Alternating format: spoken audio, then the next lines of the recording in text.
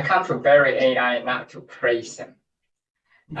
Because I believe that humanities should have a seat at the table. It's a very important table. We shouldn't let technologists, we shouldn't let tech bros just take over and have the final say, particularly when this is the equivalent of the printing press.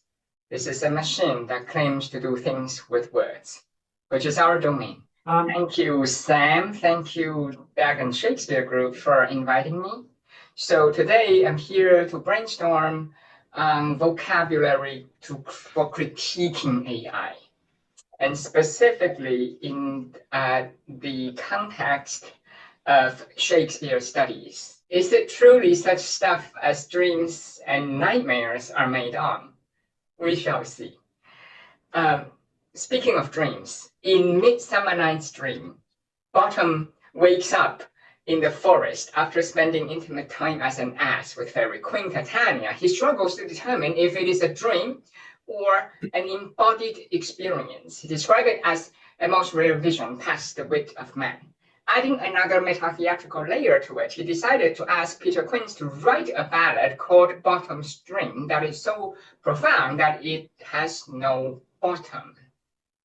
In AI's dreams, I don't believe there is human agency, but it is full of words initially generated by humans. Shakespeare's depictions of dreams offer an entry point to theorize AI's so-called hallucinations and how they create new social conditions for reading and writing. Shakespearean worlds, soliloquies, and help us understand generative AI's realm of virtuality and identity as performed discourses. From the perspective of neurodiversity, I want to theorize fabricated info, not as deviance from able-bodied norms, but as a point of contact between different cognitive modes, as Bottom does in Midsummer Night's Dream. So some of the initial keywords, as you can see, are virtuality, artifice, techne, and neurodiversity, which in the Shakespearean context sometimes is expressed as synesthesia, smelling one's way to Dover, for instance, right? Or seeing colors when hearing music. Techne, or technological affordances, is very much part of the human condition. There's a long continuous history of technologies of representation from the printing press and theater to AI. And I call all of these technologies of representation because they are mechanisms through which humans would create representations of ideas, of fictional worlds, and so on. Virtuality, similarly, is very familiar to anyone who studies literature and drama, right? Shakespeare's worlds are virtual in the sense that they are not real in the materialist sense, and yet the emotions are very real. So how is this useful? And you see the last item here is I'm trying to propose a new concept called Renaissance technologies of representation. So to bring Renaissance era, particularly Shakespeare, these discourses to bear on our current debate about generative AI. And I call it Renaissance, Ren-AI songs. Similar to AI's role-playing capacity, fictional characters are not humans, but rather human-like artificial entities. And therein lies an important lesson for us, right? When we speak of how AI is unreal, we can definitely apply literary theory to study it because we study non-human artificial entities all day long. Bottom is not human. Bottom is a virtual being. Fiction has a lot to teach us about AI. Renaissance culture has its own versions of virtuality, of distributed artificial intelligence. Early modern thoughts bolster our contemporary discussions of ethics and ontologies of AI agents. So after I go through some of the initial concepts, I want to offer applications in pedagogy. How might we teach Shakespeare in the era of AI, not with AI, but with intelligent vocabulary to discuss with students in depth to critique AI, going beyond simply banning it. In fact, the humanities and STEM grapple with similar problems of virtuality and of modeling virtual worlds. On the screen, you can see an illustration of the infinite number of monkeys theorem, which posits that if an infinite number of monkeys type an infinite number of typewriters, the monkeys would eventually write the complete works of Shakespeare. Shakespeare has colonized the metaphor for human relations with machines. Initially, the infinite number of monkey theorem didn't even have Shakespeare in it, but eventually, of course, Shakespeare was inserted into the story. In pop culture, people began swearing, definitely the probability 100% if infinite number of monkeys, infinite number of typewriters, and an infinite length of time, this will happen. As in, while it seems random, it's destined if your number is large enough.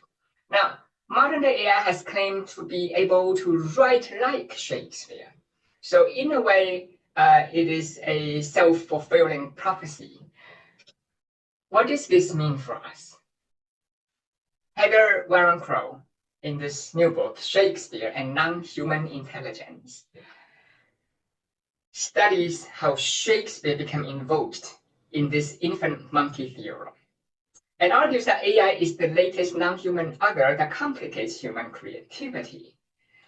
Shakespeare's iconic status as the human author, as the ultimate human author, is central to the debate over machine creativity. So at the end of the day, AI-generated Shakespeare, or AI-generated sonnets or poetry is not really more about our anxiety of human uniqueness, right? Because if machines claim to do X, Y, Z, what is left for us? What is the meaning of human creation? This whole thing is not about the quality of the writing. Plenty of studies have indicated that people can't really tell qualitatively the poetry generated by AI versus poetry written by human authors. And yet, when they find out, if they find out there is a human author, they would always prefer the work by a human author. So their preference is emotional rather than based on quality. So that's why I say AI-generated Shakespeare, it is probably nuisance for a lot of people, but it speaks strongly to this anxiety instead of it's not a quality problem, but a psychological problem. So Warren Crow ends up concluding that Shakespeare is a symbolic bridge between human and machine-generated writing. It's kind of iconic status being used in a particular way. Now, before that moment, really, there is a long Anglophone tradition of using Shakespeare to launch new technologies. And we can see this from telephone and celluloid film to radio and the latest generative AI.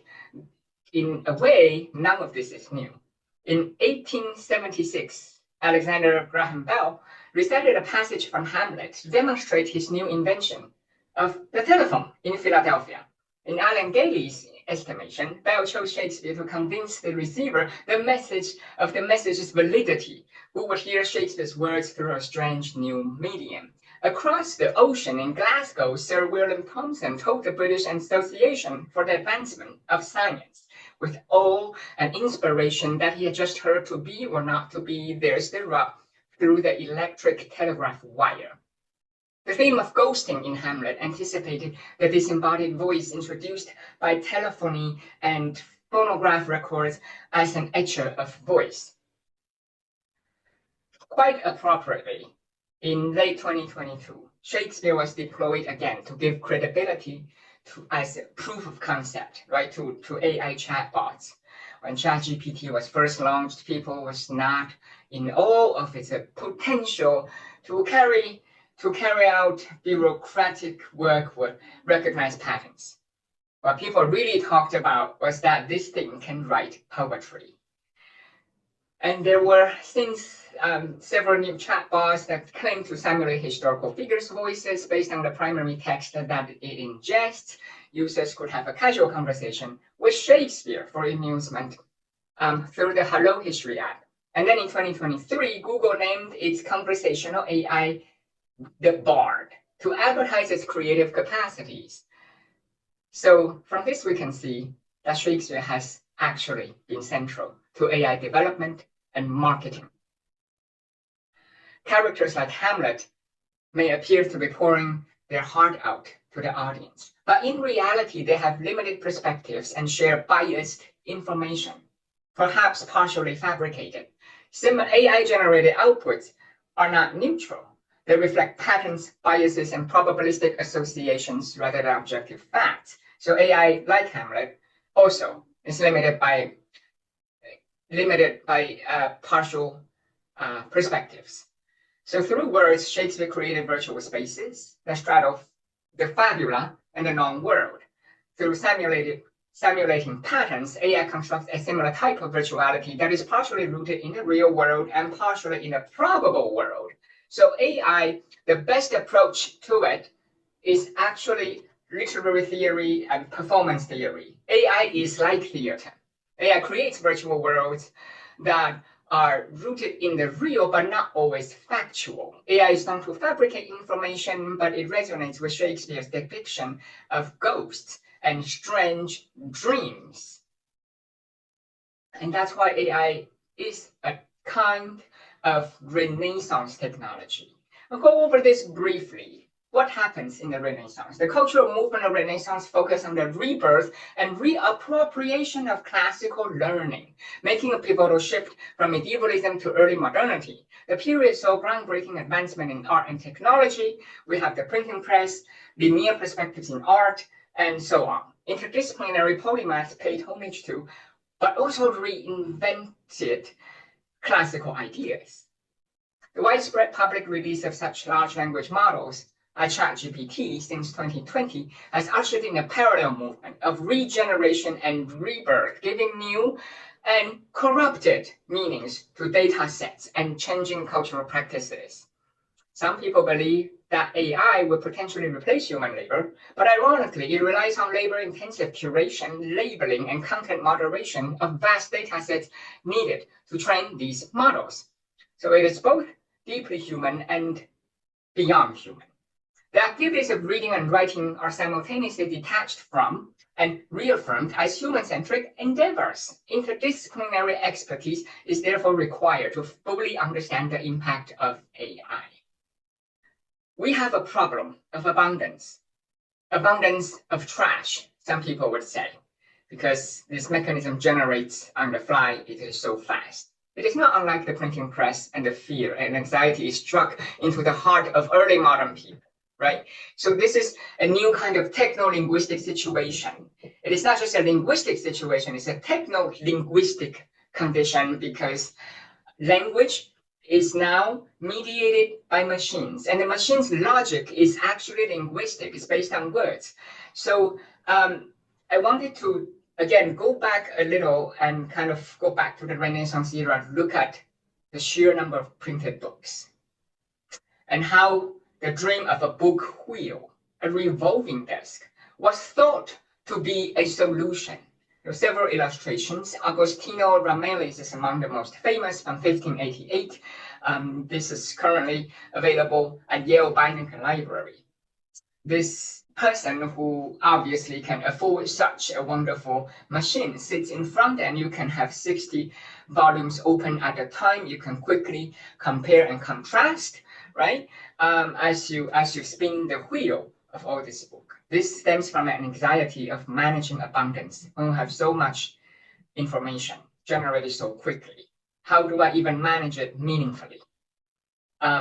If you push back to the 14th century, you have similar types of dreams, just articulated differently. This one is a medieval commentary on Cicero. In the Bodleian Library, you can see how there's a smaller version of the spinning mechanism on the monk's desk in order to compare multiple volumes. But abundance is not a problem, is it? Not necessarily. I wanted to turn abundance into a pedagogical tool in the era of AI, because AI's mechanism is re-combinatory. People might say it's a re-combinatory innovation, just recombines existing words with a statistical mechanism. Sometimes it boils down to, as many people say, the most likely next word. That is the game that AI plays.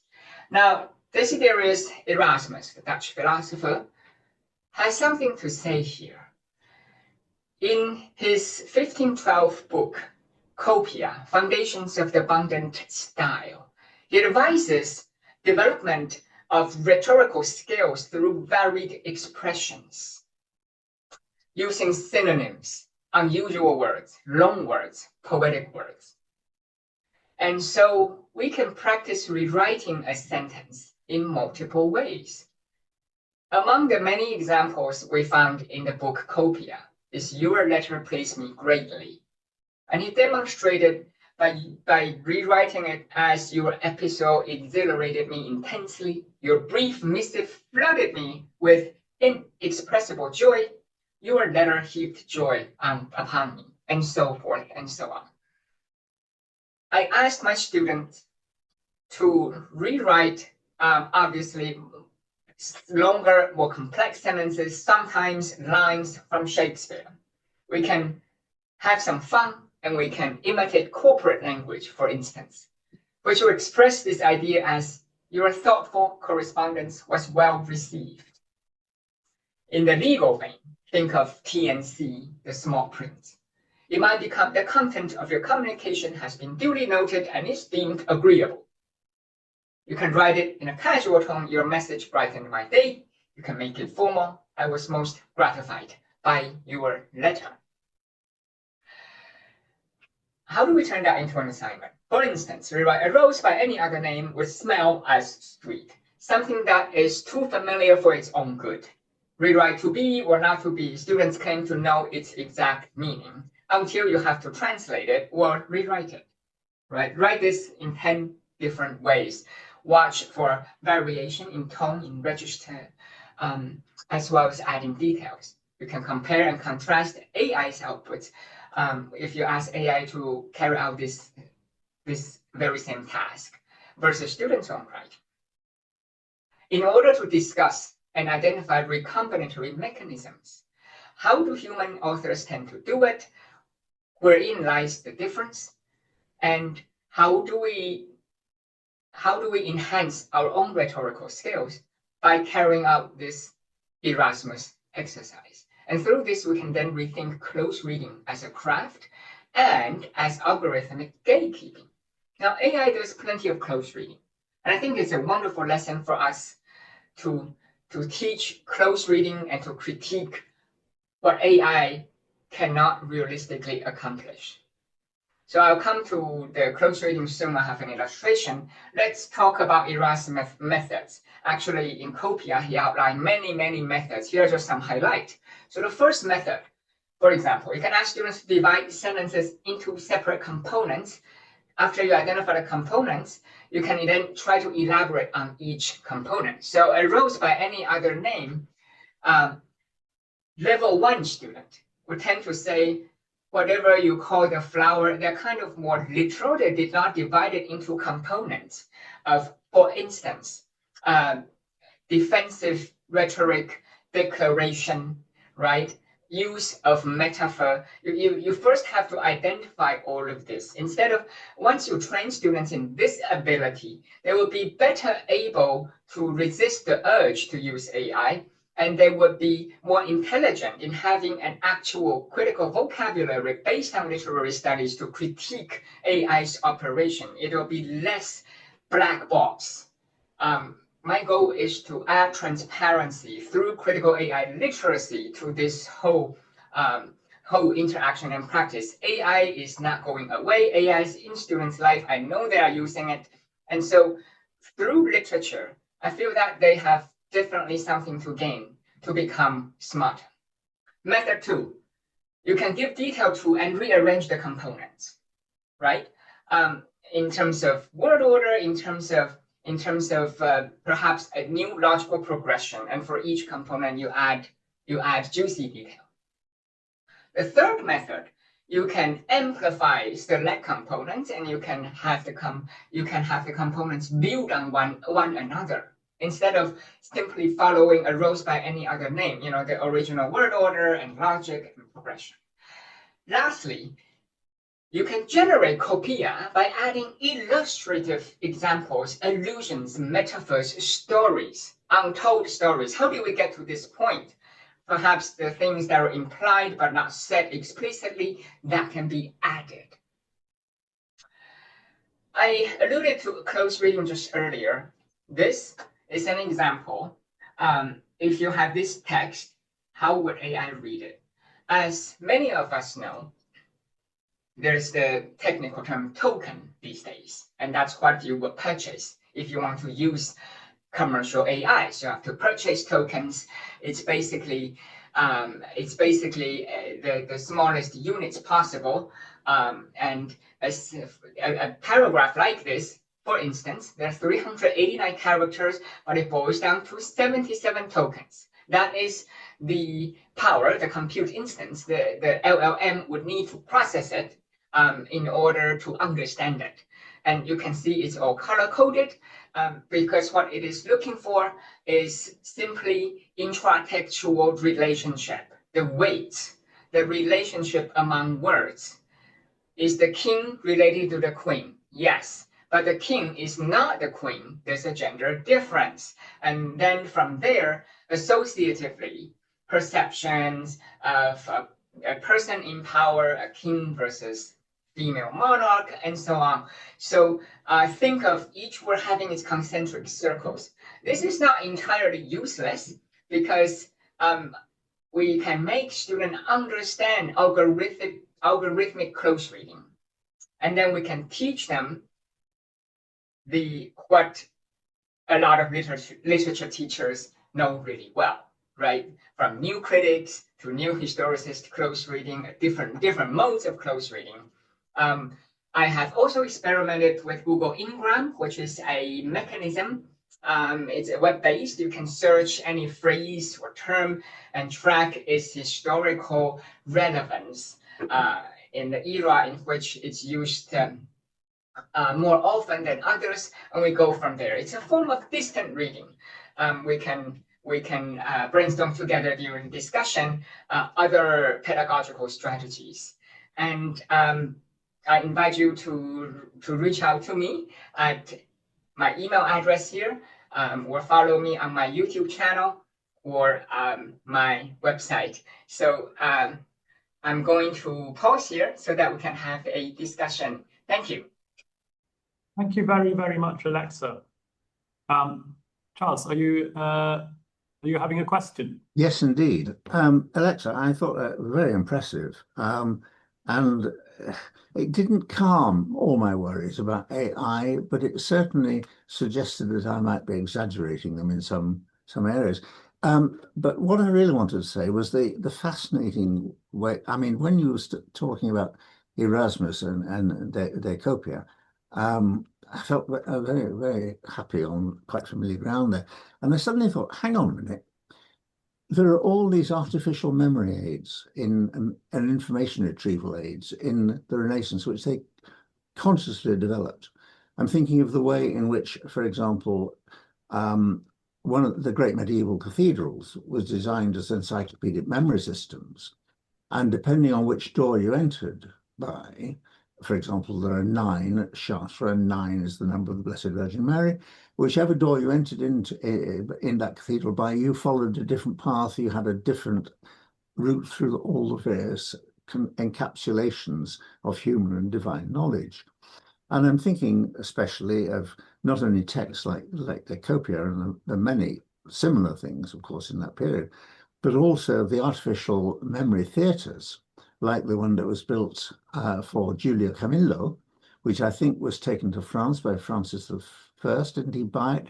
Built of wood, looking like a theatre, divided into 7 segments by the planets, with drawers underneath each seat, so you could actually literally physically store information and retrieve it, either simply because you remembered where you put it, or you could follow a route through it where you brought unexpected things together. And, you know, when I think of people like Camillo, like Erasmus indeed, how would they have responded to the tools that AI was giving them? I think they might have said, oh, whoopee, Erasmus might say, in fact, that this recombinatory mechanism, it is deceiving, it is theatrical. It pretends to be smart, but actually you peel back the layers and there's not much underneath. Yeah. So AI is recombinatory. You can ask AI, please rewrite this sentence in 100 different ways. It will do so, but when you come in and closely, it's not really 100 different ways. It's more like primarily 10 categories. And therein lies the challenge. If you read the Copia, he gave plenty of, in fact, he rewrote that sentence, your letter pleased me greatly, literally in 100 different sentences, and they are different qualitatively. So there's a method to the madness, right? And I think this is really eye-opening to show students. That's a beautiful place to stop. Thank you so much, Alexa. That was wonderful and stimulating.